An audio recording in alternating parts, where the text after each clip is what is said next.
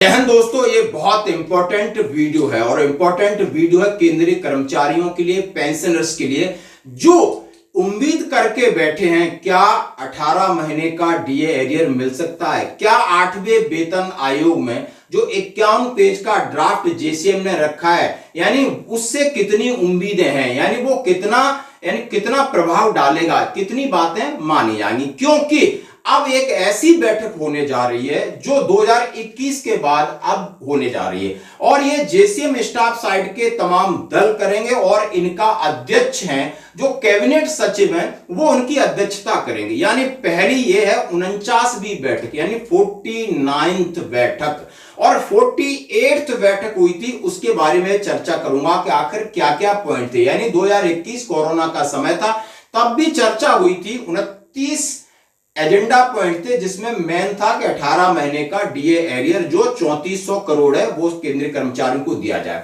अब इसका वजन और बात कैसे, जैसा कभी 8वें वेतन आयोग का जो मेमोरेंडम है वेतन आयोग को दे दिया है जेसीएम स्टाफ साइड ने, जिस लगभग 51 पेज का है, उसमें क्या क्या मांगे हैं वो इंपॉर्टेंट है। अब उन मांगों को मजबूत करने के लिए कैबिनेट सचिव के साथ मीटिंग हो रही है, जो 4-5 साल बाद अब ये मीटिंग हो रही है।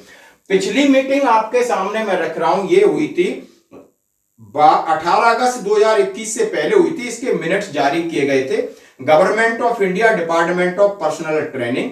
तब भी इसकी अध्यक्षता Shri Shivgopal Mishra ji, secretary national staff side थे।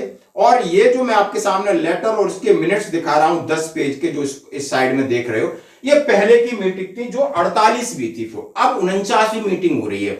अब कैबिनेट सचिव पहले कोई और थे, अब हैं कैबिनेट सचिव जो टीवी सोमनाथन जी हैं, जो इससे पहले वो वित्त सचिव रह चुके हैं, तो आर्थिक मामलों के जानकार हैं और जेसीएम स्टाफ साइड के वो चेयरमैन हैं, अध्यक्ष हैं।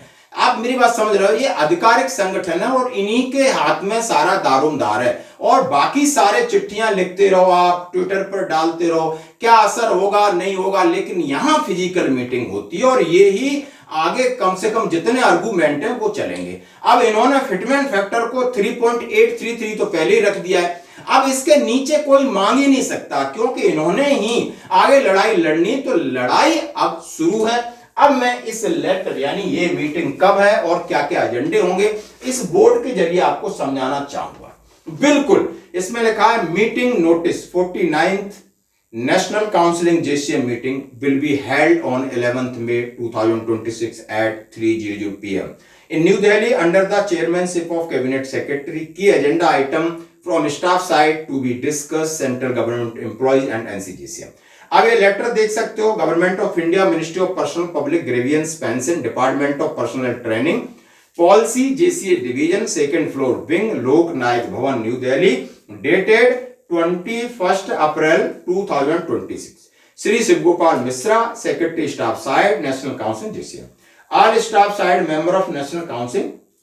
कौन कौन इसमें आएगा ये subject, 49th meeting of national counselling JCM to be held on 11th May so and so. आगे direct to convey meeting so and so फलानी जगह पे हो रही है और आप कैबिनेट सेक्रेटरी यानी इसकी अध्यक्षता करेंगे और ये उनके अमित पंकज जी डायरेक्टर हैं जेसीए के चिट्ठी। तो एक इनविटेशन हो गया। समय 11 मई, डेट और समय 3 तारीख और वेन्यू भी दिया है, कहां होना है आप देख सकते हो। कॉन्फ्रेंस हॉल है, कैबिनेट सेक्रेटरी कॉन्फ्रेंस हॉल, वहां पर होगी। कौन कौन अटेंड करेगा, क्लियर है।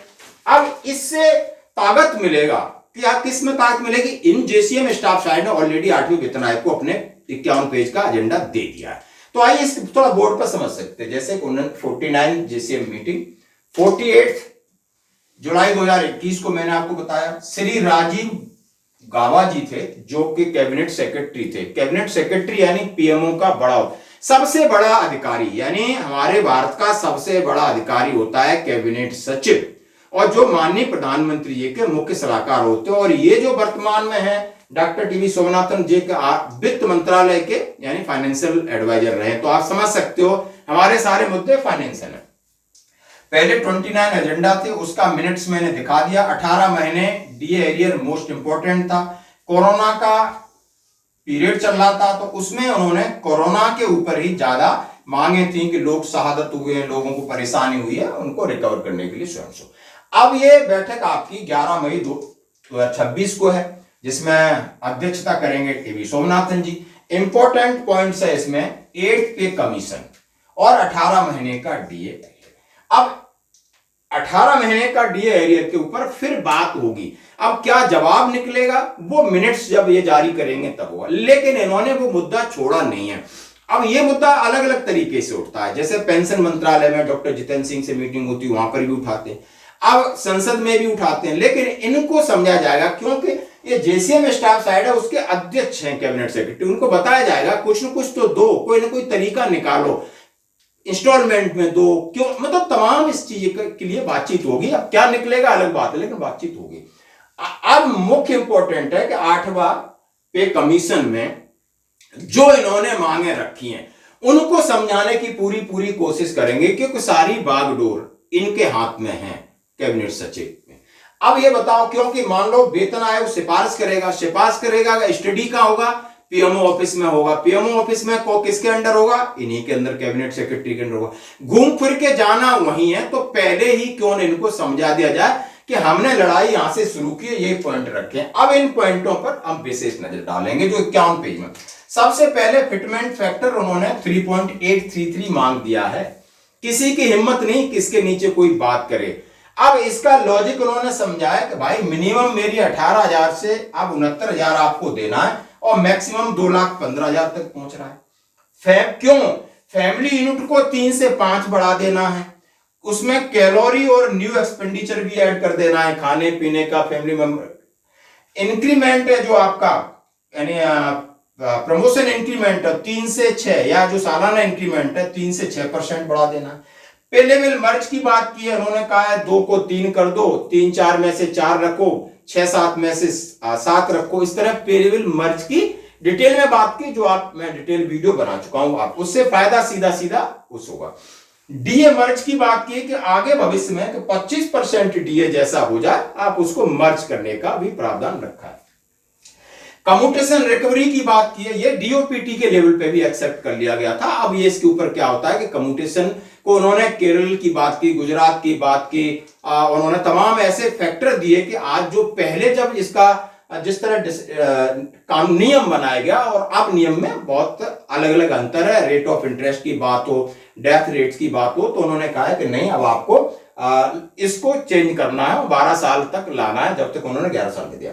एडिशनल पेंशन की बात किया हो, यानी जो 5% एडिशनल पेंशन का मामला अटका है, उसके लिए उन्होंने रखा और डिटेल में आप जानते हो। एचआरए की बात किया है कि XYZ में किस तरीके से 40% एचआरए की बात किया। वन रैंक वन पेंशन की बात किया पेंशनर्स के लिए, यानी ये आर्मी के अलावा दूसरे डिपार्टमेंट में भी इसी तरह होना चाहिए, जहां के पेंशनर की इक्वालिटी है तो उनका पेंशन भी बराबर होना चाहिए। ओल्ड पेंशन, यानी जो लोग हैं ओल्ड पेंशन, यानी जो पेंशन सिस्टम है उसमें बदलाव की बात किया। लीव इनकेस में पेंशन जाके तो लीव इनकेस की बात किया। ग्रेचुटी की बात किया, 75 लाख तक इसकी सीमा बढ़ाने की बात किया। यानी ये जो पॉइंटों के ऊपर डिस्कस होगा, 8वां पे कमीशन, 18 महीने डीए एरियर के, और ये सारे और भी पॉइंट जो हमने बताए वो है। इसके साथ आप समझ सकते हो कुछ अलाउंसेस की बात है और उनके मेडिकल फैसिलिटीज की बात है। तो ये एजेंडा लगभग रहने वाला है, क्योंकि मैंने 48th मीटिंग का जो 29 पॉइंट्स एजेंडे का मैंने पूरा पढ़ा, उससे मैंने आउटकम निकाला कि लगभग और सीधा कहा जा रहा है। अभी इनको तैयारी कर रहे हैं कि इनके ऊपर बात होगी, तो आप पहले के मिनट्स भी दे सकते हो, लेटर भी दे सकते हो और नया लेटर भी दे सकते हो। तो संभावना मैं इस बात को क्यों कह रहा हूं, क्योंकि इन्हीं के हाथ, ये सेनापति हैं। बाकी आर्मी वाले भी अपना पोथा भेजेंगे, सब भेजते रहेंगे। वो पोथा टेबल के ऊपर आएगा भी कि नहीं आएगा, या टेबल के नीचे रहेगा, मेरी बात समझ रहे हो ना। यानी जो चेयरमैन है वो उसके ऊपर पढ़ेंगे, या कोई प्रेजेंटेशन दी जाएगी, फिजिकल मीटिंग होगी, तो कितना क्या वेटेज होगा वो अलग बात है। लेकिन असली युद्ध इन्होंने लड़ना है, क्योंकि ये पहली बार नहीं हो रहा है। खुद शिव गोपाल मिश्रा जी ने अपने मुंह से कहा है कि मैंने 5वां, 6वां, 7वां वेतन आयोग हमने ही डिस्कशन किया है। 6वां, 7वां का पूरा डिटेल्स है वो हमारे पास है, 5वां का है नहीं। तो मैं ये कह सकता हूं कि और आगे जो लड़ाई है वर्तमान में, ये खुद लड़ रहे हैं। तो उम्मीद कितनी है, क्या है, वो देखा जाएगा।